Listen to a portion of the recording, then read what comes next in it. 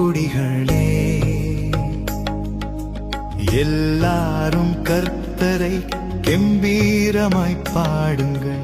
மகிழ்ச்சியோடே கர்த்தருக்கு ஆராதனை செய்து ஆனந்த சத்தத்தோடே அவர் சந்நிதி முன் வாருங்கள்.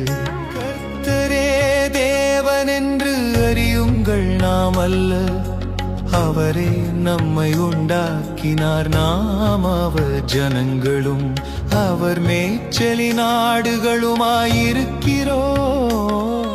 அவர் வாசல்களில் துதியோடும் அவர் பிராகாரங்களில் புகழ்ச்சியோடும் பிரவேசித்து அவரை துதித்து அவருடைய நாமத்தை ஸ்தோத்திரியுங்கள். கர்த்தர் நல்லவர், அவருடைய கிருபை என்றென்றைக்கும், அவருடைய உண்மை தலைமுறை தலைமுறைக்கும்